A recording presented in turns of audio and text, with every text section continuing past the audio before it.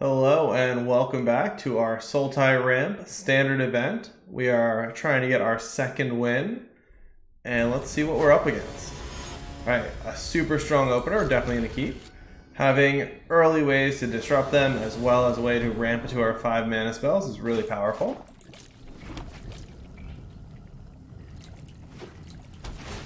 Looks like we may be playing a pseudo mirror match. I think this list is kind of an unusual one, so it's unlikely to play the exact same deck. Let's go ahead and take their best card. Oh, really interesting. It is not the mirror match, it is just a Golgari aggro deck. So in that case, what are we most afraid of? I think not giving them a play until turn 4 feels really powerful. Let's go ahead and get rid of that, and we can put that in the yard.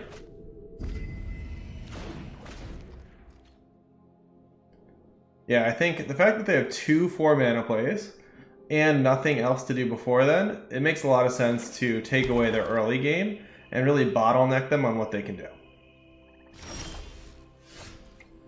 Okay, and we are going to shock and play out Uro here.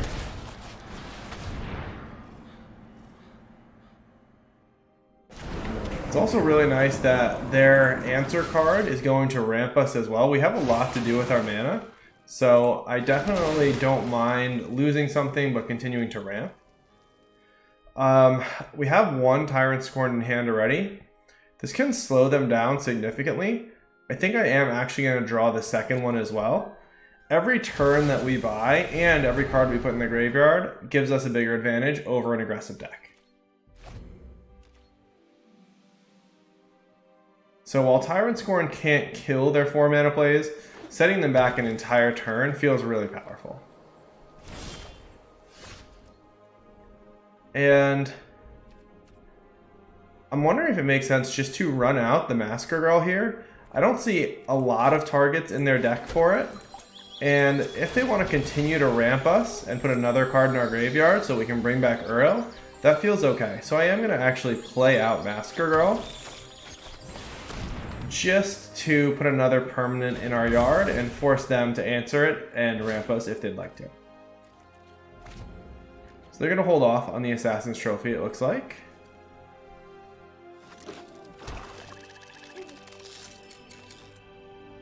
So here they can play out Rankle and attack, causing us each to sacrifice a creature.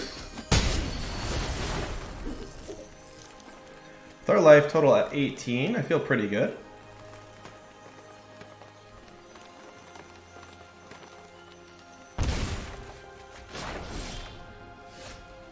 Okay.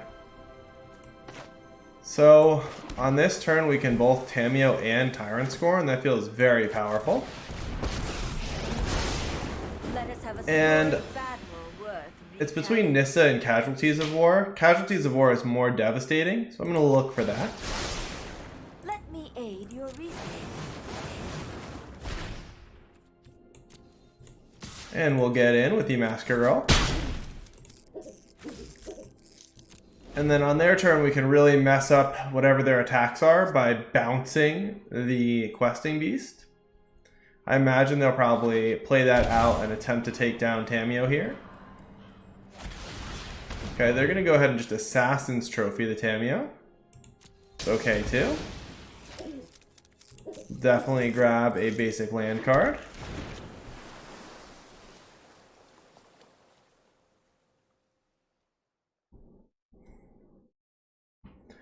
And I think even knowing they have the Assassin's Trophy, it makes sense to use Tamiyo to load up our yard.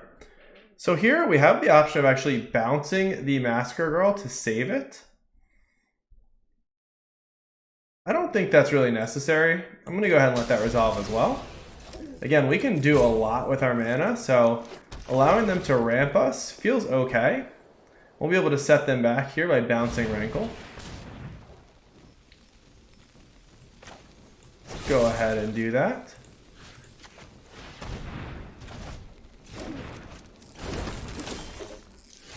Alright, and let's see what we can find off of the Uro. And in general, I know I've mentioned we want to be exiling lands from our graveyard. And then after that, cards that we don't really care to get back. Since Tanyo is already in the graveyard, it doesn't matter as much, but it's a good habit to maintain.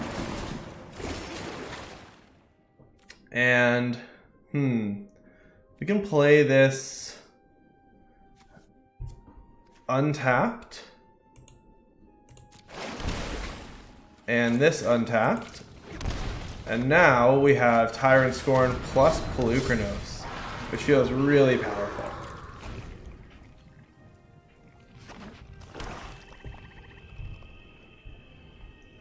And then if they do kill Uro, we can buy it back again on the next turn.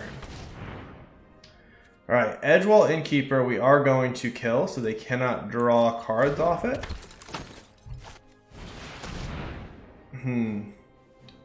So they're not going to get to do that this turn. I wonder if it makes sense to just bounce Rankle. So they'll be able to sacrifice this human token and we'll get rid of a Polukranos, which we could then buy back. It's close. I think I'm going to bounce the Rankle. And then we can attack with both and then fight things with Polukranos. Hydroid Krasis is phenomenal here as well. Play that out.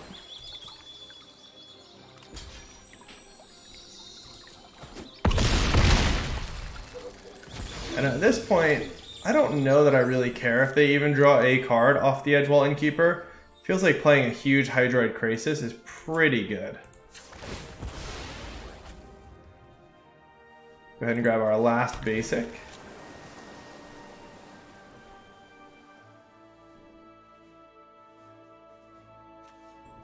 Alternatively, we can leave 3 mana untapped here.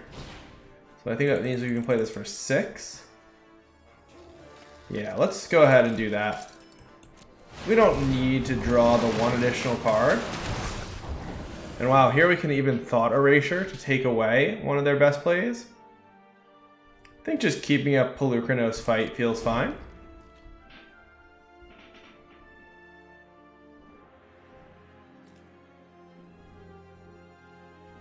So if they lead, that's okay. I was gonna say if they lead with the Lovestruck Beast, we'll just fight the Innkeeper.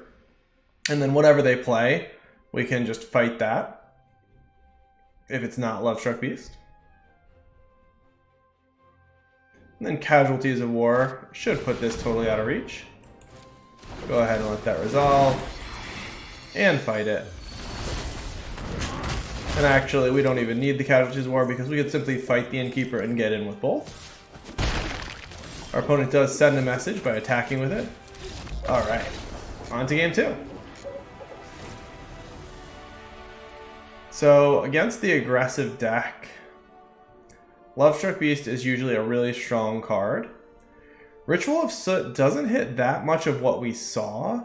It doesn't mean that they don't have other 3 mana cost or less creatures, however.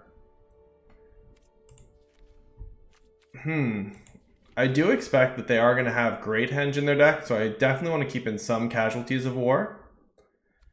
Let's go ahead and get rid of the Thought Erasures as a starting point.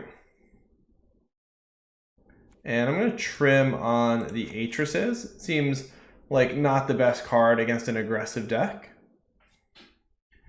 And I think another Massacre Girl for sure. Let's bring in 4 Lovestruck Beasts.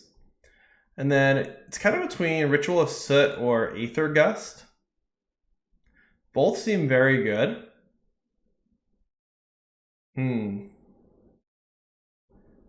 Let's trim a copy of Casualties of War.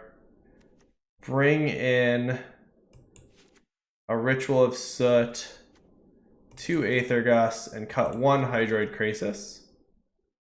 Actually, I'm going to cut 2, bring in the other Ritual.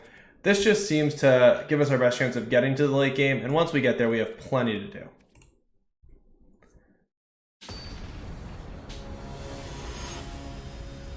So one thing that's always interesting is when you're picking up a new deck, which for me, this deck is pretty new, figuring out the best sideboard plans, and always wanting to be a little bit cautious of over sideboarding.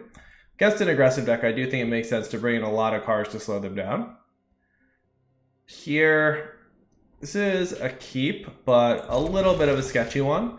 We do have Lovestruck Beast to slow them down and a Tyrant Scorn for early interaction. So, as much as I'd like to play Lovestruck Beast here, I think I really want to be able to Tyrant Scorn on turn 2 to get rid of the Edgewall Innkeeper. So I'm going to play this out tapped. And then Masker Girl may be able to clean up a little bit later in the game. Oh, double Edgewall Innkeeper, wow.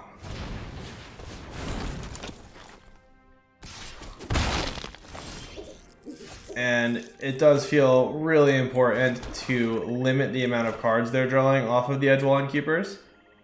So this is when they cast it. So we have to do this now. Just checking to see if it was when they cast it or when it comes into play. Go ahead and get rid of that guy. And then if they do tap out for Lovestruck Beast this turn, we can play our own Lovestruck Beast to slow them down a bit.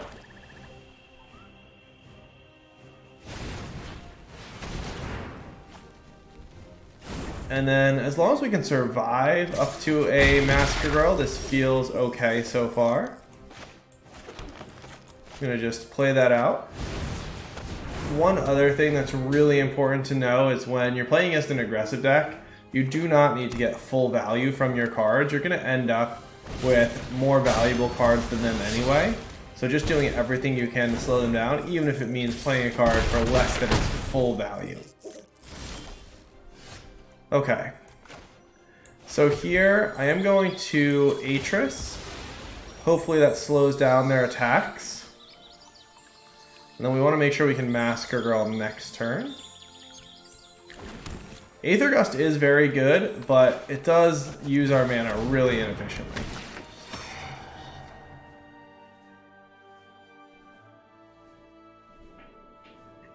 Alright, so they're splitting the piles now. There's so many different things that can be broken down in those piles. I'm not going to talk too much about it until we see what we have. Feels like I want to take the 2. I can't imagine there's too much here that I would really need. It could be a Casualties of War, which is good, but just having the Hydroid Krasis as a way to reload and gain some life feels pretty good. Nissa, okay.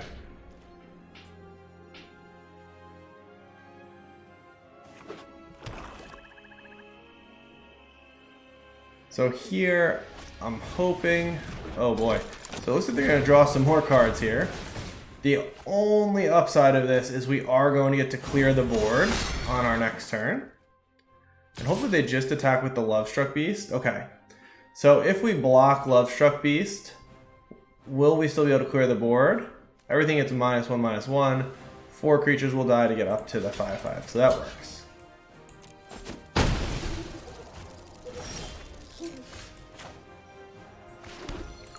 Go ahead and play out this Masker Girl, which should be really effective. Go ahead and grab one more blue source, I think.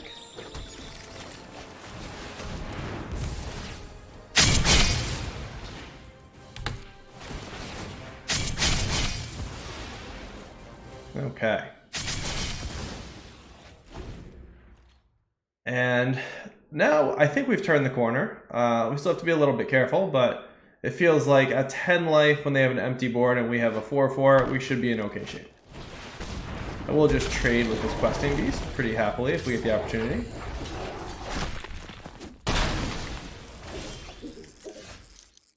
And here, I think I want to Tamiyo Plus and keep up Aether Gust by playing out a land untapped. Could also get something back, like perhaps a Nissa. Yeah, that actually feels even better, just because they could easily have Assassin's Trophy in hand. Go ahead and grab this Nissa. I follow the tracks of the wise. And this is a little bit of a tell, but I think that it's worth it.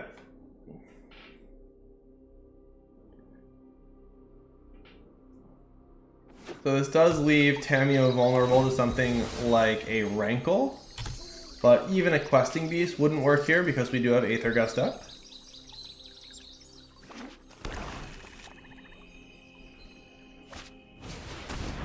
Yeah, and so well worth shocking ourselves to prevent this.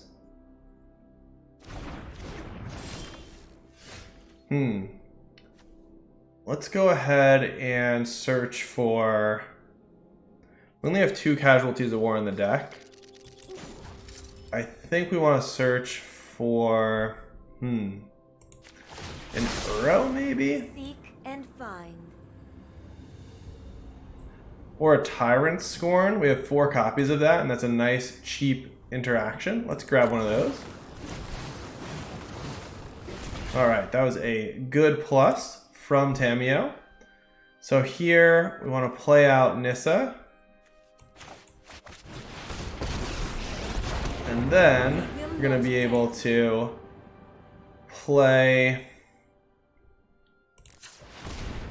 We want to shock again. I want to do Lovestruck Beast here. Don't really care too much about attacking them.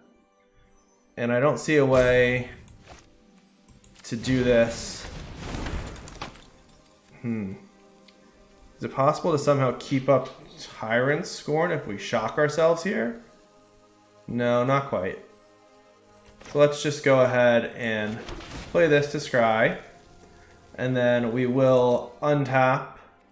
Uro's good. Gain some life, ramp us. Put more cards in the yard. Untap here and just play out the Lovestruck Beast. And at this point, it definitely feels like we're in pretty good shape.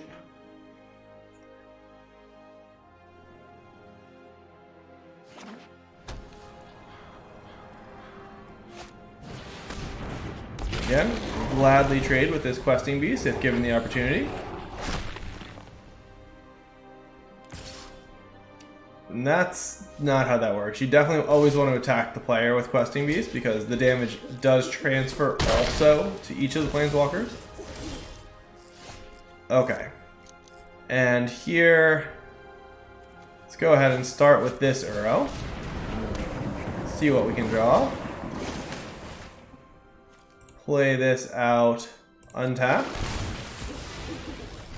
Go ahead and bring back this Uro, getting rid of a bunch of lands and cards that we don't want back. Probably don't need another Tyrant Scorn. And get rid of one of the Hydroid Crasises.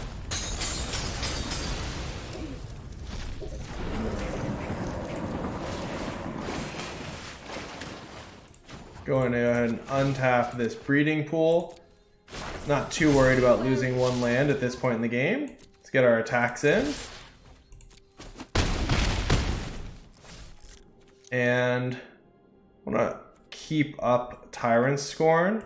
So let's go ahead and play out another Lovestruck Beast.